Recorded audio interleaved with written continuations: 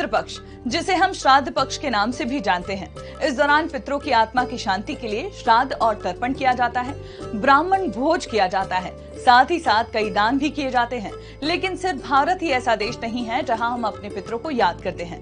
दुनिया में ऐसे कई देश हैं जो अलग अलग समय में अलग अलग तरीकों से अपने पूर्वजों को याद करते हैं।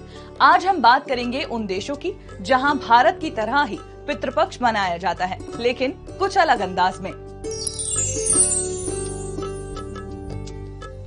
चीन में हर साल 4 और 5 अप्रैल को जिंगमिंग फेस्टिवल मनाया जाता है।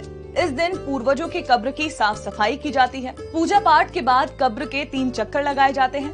माना जाता है कि ये परंपरा 2000 साल पुरानी है।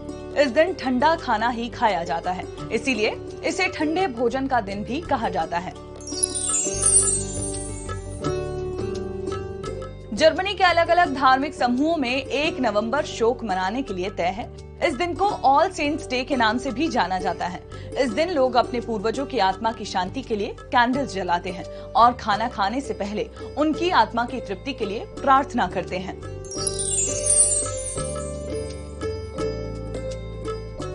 बौद्ध धर्म मानने वाले एशियाई देशों में ये त्योहार मनाया जाता है। हंगरी घोस्ट कहे जाने वाले इस त्योहार को 7वें महीने की 15वीं रात को मनाया जाता है। माना जाता है कि इस दिन नर्क के दरवाजे खुलते हैं और पूर्वजों की आत्माएं पृथ्वी पर भोजन करने आती हैं।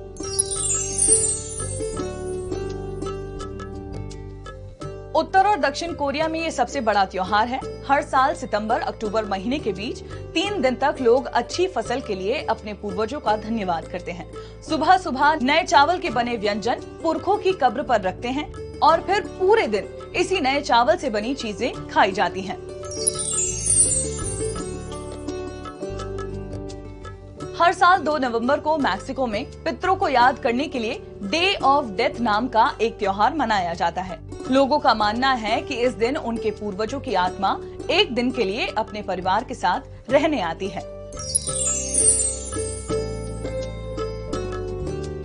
कंबोडिया और लाओस में सितंबर और अक्टूबर महीने में पितरों के लिए पिकम बेन नाम का त्योहार मनाया जाता है, जो कि 3 दिनों तक चलता है। मान्यता है कि इस दिन यमराज प्रेत योनि की आत्माओं के लिए दरवाजे खोल देते हैं। जापान में हर साल अगस्त के आखिरी 15 दिनों में पूर्वजों के लिए बॉन फेस्टिवल मनाया जाता है। इसमें लोग अपने पितरों के लिए कब्रों पर जाकर श्रद्धांजलि देते हैं और अपने घरों पर रोशनी करते हैं। माना जाता है कि पूर्वज एक दिन अपने परिवार और दोस्तों से मिलने आते हैं। यहाँ के लोग सर्दियों में इकट्ठा होते हैं और फामाडिहाना फेस्टिवल में भाग लेते हैं, जिसका मतलब होता है डांस विद डेड। इस दिन मृतकों की कब्र को खोलकर शव बाहर निकाले जाते हैं और फिर उसे नए कपड़े पहनाकर चांदी में लपेटकर संगीत के साथ घुमाया जाता है। नवंबर महीने के पहले हफ्ते में लोग अपने घरों के डाइनिंग रूम में एक सफेद कपड़ा बिछाते हैं और यहाँ शरबत, दही और पकवान रखे जाते हैं। साथ ही पास में अंगीठी जला दी जाती है। फिर घर के लोग सोने चले जाते हैं। रात में कुछ लोग ढोल बजाते हुए घर वालों को जगाते हैं और मृत आत्माओं की ओर से उनको आशीर्वाद देते हैं। नेपाल में ये गाय के त्योहार के नाम से जाना जाता है। अगस्त और सितंबर महीने में गायों का झुंड शहर के बीच से निकाला जाता है। गायों के पीछे वो लोग होते हैं जिन्होंने अपने परिजनों को खोया है, और अगर किसी के पास गाय नहीं होती है तो कोई लड़का ही खुद गाय बन जाता है। अब बात भारत में पितरों की आत्मा की शांति के लिए मनाए जाने वाले पितृपक्ष की।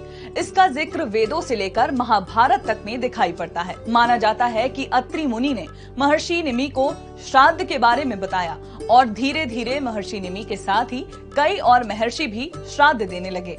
ऐसे ही अथर्ववेद में कहा गया है कि छठी संक्रांति यानी कि जब सूर्य कन्या राशि में रहता है, तब पितरों को तृप्त करने वाली चीजें देने से स्वर्ग मिलता है। चलिए अब आपको पितृपक्ष से जुड़ी एक और बहुत अच्छी कहानी सुनाते हैं। कर्ण की मृत्यु के बाद उनकी आत्मा स्वर्ग पहुंची तो उन्हें बहुत सारा सोना और गहने दिए गए। कर्ण ने पूछा कि भोजन की जगह सोना क्यों दिया जा रहा है। तब इंद्र ने बताया कि उसने पूरे जीवन में सोना दान किया, लेकिन पूर्वजों को कभी भी अन्नदान नहीं किया। तब कर्ण ने बताया कि उन्हें पूर्वजों के बारे में पता ही नहीं था, इसीलिए वो उन्हें कुछ दान नहीं कर सके। इसके बाद कर्ण को अपनी गलती सुधारने के लिए 16 दिन के लिए पृथ्वी पर वापस भेजा गया। तब उन्होंने अपने पूर्वजों को याद करते हुए उनका श्राद्ध कर उन्हें अन्नदान और तर्पण किया। इन्हीं 16 दिन को पितृपक्ष कहा गया है। इस वीडियो में फिलहाल इतना ही। और भी अपडेट्स के लिए जुड़े रहिए दैनिक भास्कर ऐप के साथ।